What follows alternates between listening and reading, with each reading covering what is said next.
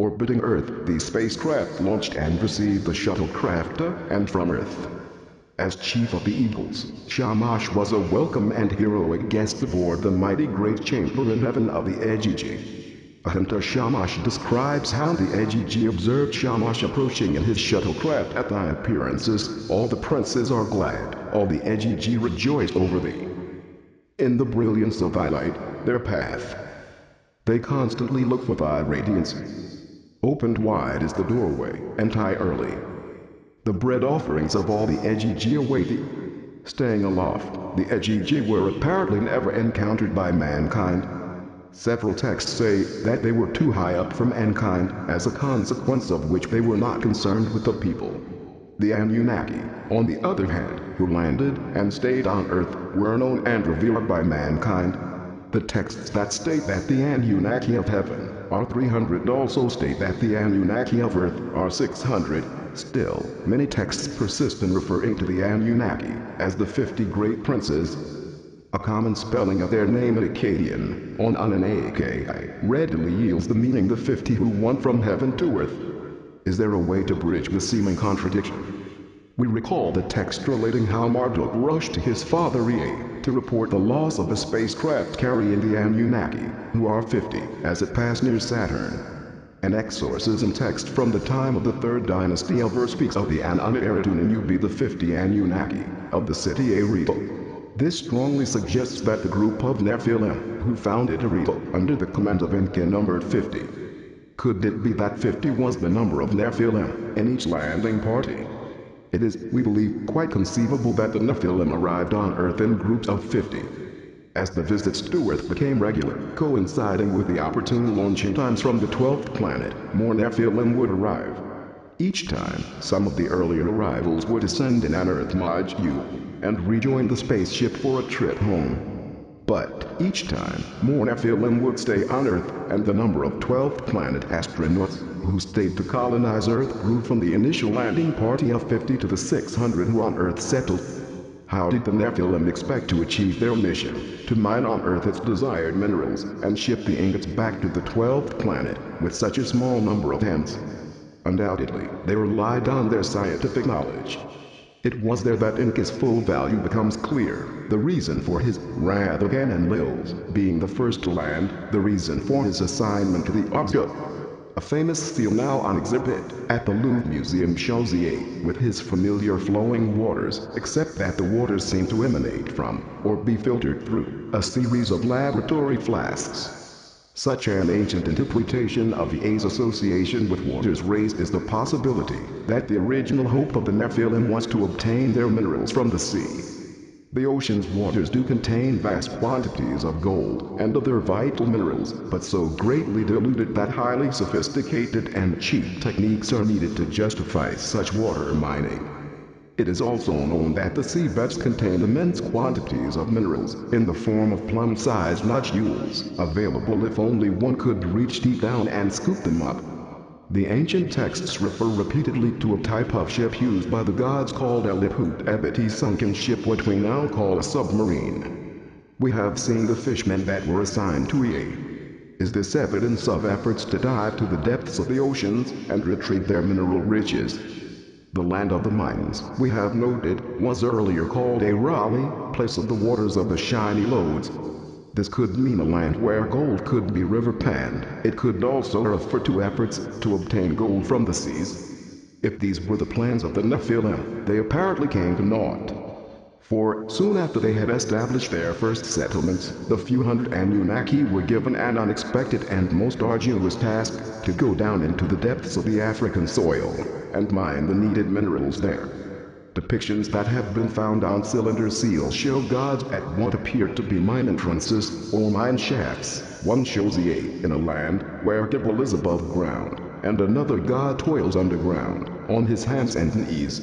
In later times, Babylonian and Assyrian texts disclose men, young and old, were sentenced to hard labor in the mines of the lower world. Working in darkness and eating dust as food, they were doomed never to return to their homeland. This is why the Sumerian epithet for the land, kur.nu.gi.day, acquired the interpretation land of Mu. Return. Its literal meaning was land, where gods, who work in deep tunnels, pile up the ores. For the time when the Nephilim settled earth, all the ancient sources attest, was a time when man was not yet on earth, and in the absence of mankind, the few Anunnaki had to toil in the mines. Ishtar, on her descent to the lower world, described the toiling Anunnaki as eating food mixed with clay and drinking water fouled with dust. Against this background, we can fully understand a long epic text named after its opening verse, as was the custom when the gods, like men, bore the work. Piecing together many fragments of both Babylonian and Assyrian versions, W.G. Lambert and A.R. Miller as the Babylonian story of the flood were able to present a continuous text. They reached the conclusion that it was based on earlier Sumerian versions, and possibly on even earlier oral traditions about the arrival of the gods on earth, the creation of man, and his destruction by the deluge. While many of the verses hold only literary value to their translators, we find them highly significant, for they corroborate our findings and conclusions in the preceding chapters. They also explain the circumstances that led to the mutiny of the Anunnaki. The story begins in the time when only the gods lived on earth, when the gods, like men, bore the work and suffered the toil. The toil of the gods was great, the work was heavy, the distress was much. At that time, the epic relates, the chief deities had already divided the commands among themselves. Anu, father of the Anunnaki, was their heavenly king. Their Lord Chancellor was the warrior Enlil. Their chief officer was Ninurta, and their sheriff was Ennuji. The gods had clasped hands together, had cast lots, and divided. Anu had gone up to heaven, left the earth to his subjects, the seas, and closed as with a loop they had given to Enki, the prince.